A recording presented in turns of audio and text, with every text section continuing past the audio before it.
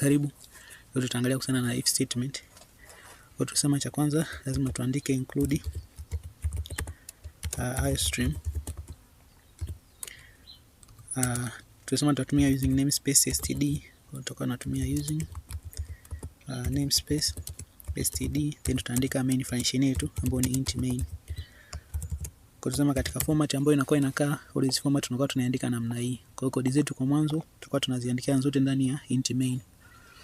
Sasa if statement inavyokuwepo ni kwamba tunakuwa tunaandika if, then huko tutakuwa tunaandika ndani ya mabano yetu ya kwanza tutakuwa tunaandika condition. Kwa condition ambayo tunataka if statement ifanye. Kwa hiyo if ni kama kwamba kama kitu fulani kikitokea kitu fulani kifanyike, kama kitu fulani kisipotokea kitu fulani kifanyike. Kwa ndio inakuwa ndani ya ndio inakuwa ndio if statement. Kwa tutakuwa tunaandika if mabano condition yetu ambayo tutaiona, then tutakuwa tunaandika is curly brackets. Kwa kodi zetu zote tutakuwa tunaziandikia humu ndani. Kwa humu ndani tutakuwa tunaandikia our code. Kwa let's say tunaweza tukaandika let's say program ambayo itakuwa inaruhusu labda miaka kadhaa waitumie hiyo program, miaka kadhaa labda watoto wasitumie hiyo program. Kwa tunaweza tukadeclare age, labda int age is equal to 20. Lakini tunaangalia sisi je, hiyo age ambayo tunakuwa tunaiangalia ambayo tumedeclare hapa itakuwa imezidi labda 18. Kwa kama imezidi 18 kitu fulani kifanyike. Kwa tutakuwa tunaandika if hiyo age itakuwa ni kubwa au sawa sawa na 18. Kwa kama ni kubwa sawa sawa na 18, kwa let's say tutakuwa tuna print ambayo ni cout. Let's say you are welcome. You are welcome. Kwa inakuwa inamkaribisha. You are welcome. Kwa ina maana tukirun compile tunaweza tukaisave hii. Let's say our program iwe ni first .c++. Tunaweza tuka-replace. Kwa tukicompile ni kwamba hatuna errors. Kwa tunaweza tukarun. Tukirun unaona kabisa kwamba programu yetu inatuambia you are welcome.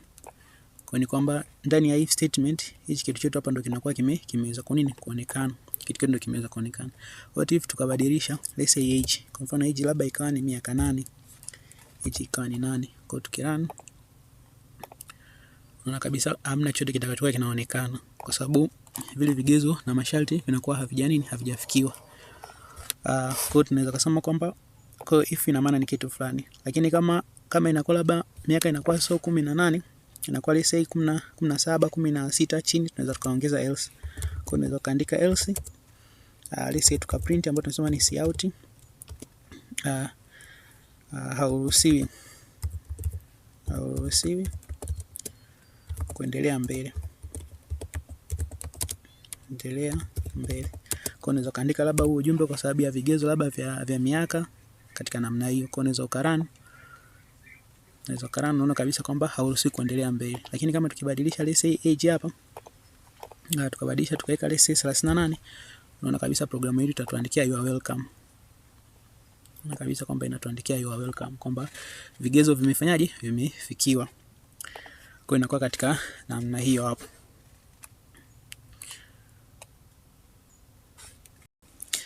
Kingine tunaweza tukaandika kodi kwa mfano ya kudetermine namba. Kwa mfano user akaingiza namba lakini tukamwambia hiyo namba labda ni kubwa kwa 50 au hiyo namba ni ndogo kwa 50. Kwa namba yoyote ile ambayo user anaingiza namba. Kwa badala ya age tunaweza tukaifuta. Tuseme ndani tunaandika kodi zetu. Kwa lazima kwanza tutambue variable ya hiyo namba ambayo user ataingiza. Kwa let's say int number. Then baada hapo tunataka user aingize hiyo namba. Kwa tunakuwa tunatumia sin with the greater than sign. Kwa hiyo ndio kodi ya kupokea. Kama kuna namba ambayo tunataka tuichukue tunaipokea kwa sin, then tuna sin number. Kwa hapo tayari tunakuwa tuna namba. Kwa hapa user ndo ataingiza namba. Kwa unaweza kaambia na ujumbe let's say huko juu cout enter a number. Enter any number. Kwa tunaweza tukakata na mstari. So slash ni ya kukata mstari, end of the line. Kwa hiyo baada ya namba kuingizwa kutokana kwa user tunakuwa tunatumia if. Kwa hiyo tunasema if number ambayo ndio hiyo namba yetu hapa ambayo ikiwa kubwa au sawa sawa na 50 tunaambia namba yetu ni kubwa sawa na 50. Kwa hiyo tuna cout. Cout ni kudisplay. Kwa hiyo namba ni kubwa kwa 50. Kwa hiyo katika namna ile pale. Kwa hiyo cout unaweza kaandika ujumbe wote. Kwa hiyo ni katika mfano tu wa kuweza kuonyesha kwamba kama itakubaliana na hii namba yetu itakuwa namna gani, namba itakuwa ni kubwa kwa 50, basi tunaandika ujumbe. Lakini kama isipokuwepo, kwa tunakuwa tunatumia else. Kwa else tunakuwa tuna cout namba ni ndogo kwa 50. Kwa tuna terminate kwa kuandika semicolons. Kwa tunaweza tukarun, tukaona namna ambayo inakuwa inafanya kazi. Kwa hiyo hamna error, hamna warning. Kwa unaona kabisa kwamba hapa tunaambiwa kwamba enter the number. Kwa tunaweza kaingiza namba, kwa mfano tukaingiza 30. Kwa tukiingiza 30, tukiweka enter, ujumbe ambao tutakaopewa ni kwamba ile namba yetu ni ndogo kwa 50. Kwa ndio ile pale namba ni ndogo kwa 50. Lakini kirun